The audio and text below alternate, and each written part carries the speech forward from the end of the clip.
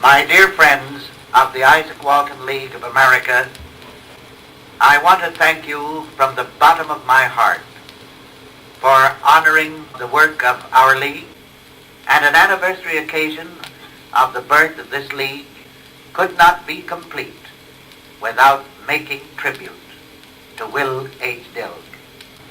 When the opportunity came to do something, not only to conserve, but to restore, for conservation does not imply merely conserving that which we already have. Conservation implies restoring that which we have already lost.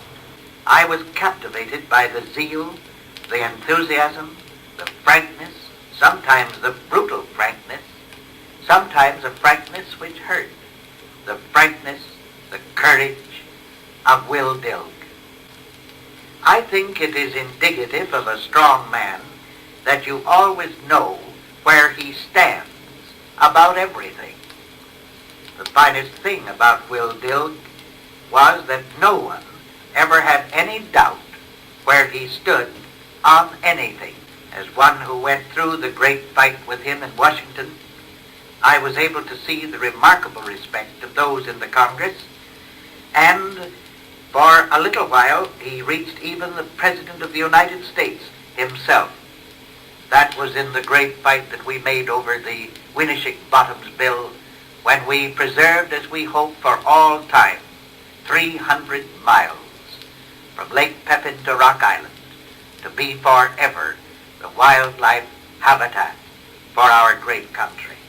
Now, Will H. Dilg believed something, and he believed it so deeply that his belief almost bordered on fanaticism. A fanatic is always difficult to deal with, and Bill Dilg was at heart a fanatic. I find no particular objection to being fanatical. Sometimes I wished more of us were fanatical. The thing that I find trouble with is being fanatical about the right thing. And Bill Dilg was fanatical about the right thing. I was at the first meeting with him at which he ever spoke, and we spoke all over Michigan, Indiana, Wisconsin, Oklahoma, Iowa, everywhere. I remember we had 6,000 people at Lansing, more than 4,000 in Milwaukee. The whole thing swept like a prairie fire. A great deal of interest everywhere we went. Conservationists and sportsmen of every kind flocked to the meetings. It was like an evangelistic crusade. Bill would carry a pocketful of applications for membership on one side of his coat, and he would grab a handful of money as they paid for their membership, put it on the other side. Then he would go back to Chicago and to the office, and he would never know who had paid and who had not paid. He didn't have one single solitary faculty for efficiency. He despised and hated details. He had all the vices of his greatness.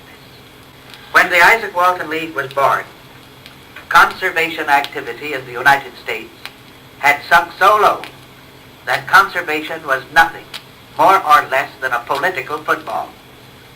Everybody was trying to do anything in the field, was trying to do it on the basis of the political aspects involved. The birth of this league changed all that.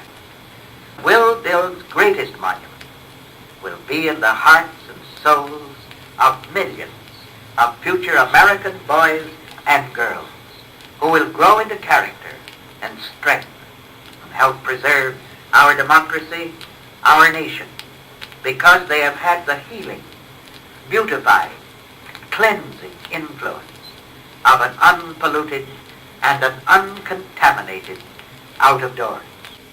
At an anniversary occasion of the birth of this league, let us all use this moment as a moment in which we will recapture some of the enthusiasm, some of the crusading spirit, some of the fire, some of the zeal which characterized Will Dilg.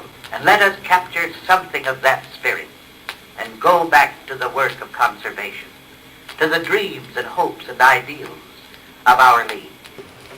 And then we will build the house that we all want to live in, the house of dignity and greatness, the house of peace. I am more grateful to you all than I can possibly express in words. And now, let us look into the tomorrow. And if we do take this spirit of tonight into that tomorrow, the morning will be bright and the day will be beautiful.